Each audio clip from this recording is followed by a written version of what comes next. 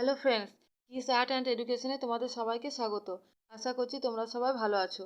আজকে আমার video topic হলো দিস, দ্যাট, দিস এবং দোস।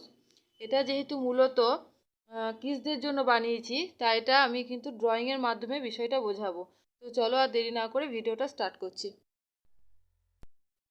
দেখো, এখানে কিছু বক্স বানিয়েছি। এই বক্সের থেকে যে পিকচারটা কাছে সেটা হয়ে যাবে দিস, এবং যে পিকচারটা দূরে সেটা হয়ে যাবে দ্যাট।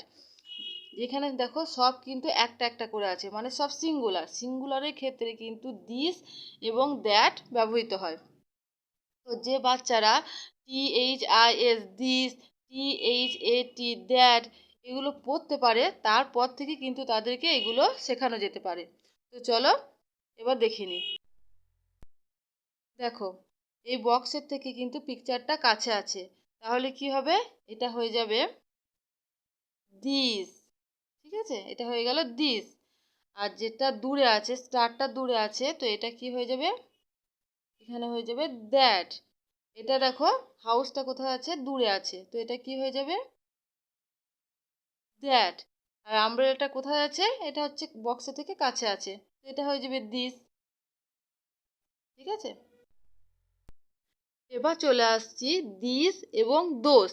দিস এবং দোসটা ব্যবহৃত হয় কিসে?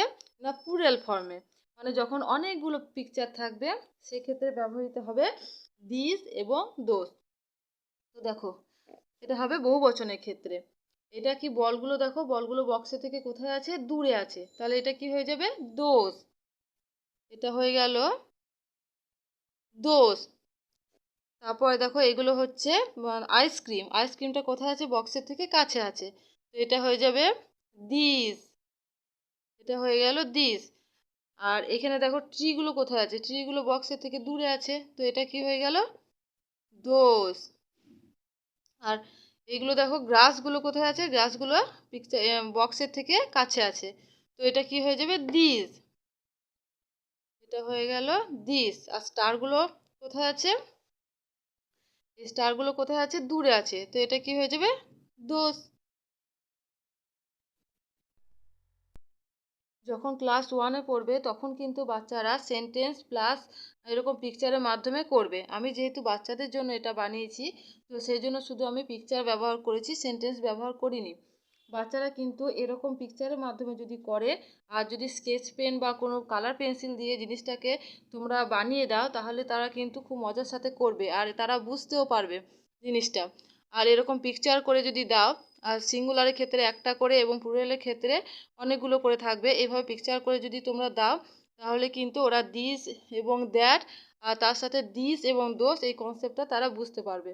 তো ভিডিওটা পুরোপুরি দেখো, এবং যদি ভালো লেগে থাকে তাহলে লাইক শেয়ার করো, এবং চ্যানেলে নতুন হয়ে থাকলে চ্যানেলটাকে সাবস্ক্রাইব করে দিও। দেখা হচ্ছে নেক্সট ভিডিওতে।